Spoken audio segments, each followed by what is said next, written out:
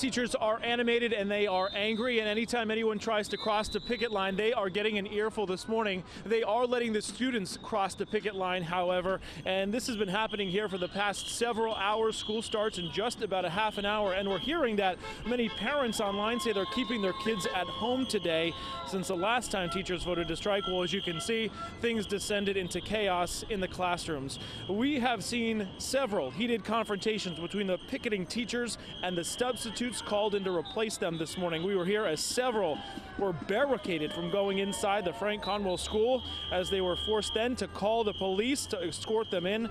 So far it hasn't gotten violent, but there's been a lot of taunting. One woman couldn't physically cross, so she was turned away. Now, they've been in contract talks with the city for months, and the sticking point for them is the fact that their health care costs are simply too high for these 3,100 teachers. It's the first time that they've striked in 20 years here, and the last time it happened, it was for 5 days. Despite this major disruption, there is school today. It's a half day, though, as both sides try and head back to the bargaining table later this morning. I hope it's successful for them, because you know what? They've been fighting for it since September. They've been trying, and you know what? If it has to take this drastic message, then it has to. Because you know what? They're fighting for what they believe in. Yeah, they're getting paid, but most of their paycheck is getting on health insurance, and it shouldn't be like that. It shouldn't be like that, because you know what? Their health comes first as well.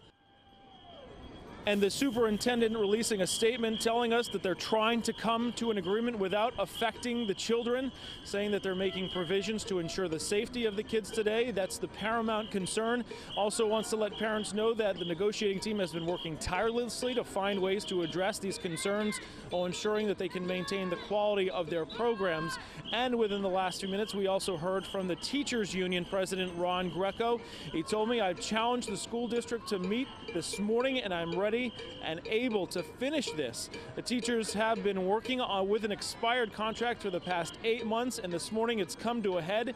They are now on strike this morning. It's not only the teachers, though. School nurses are also members of the union who have also walked off the job this morning. I have been told that there are 400 substitute teachers that have been called in. You can see one of them who's right here, and she's being talked to by one of the other teachers, asking her not to cross the picket line this morning. And this substitute right here saying that she will not cross. She does not want to go into the lion's den. Dan and Betty, back to you.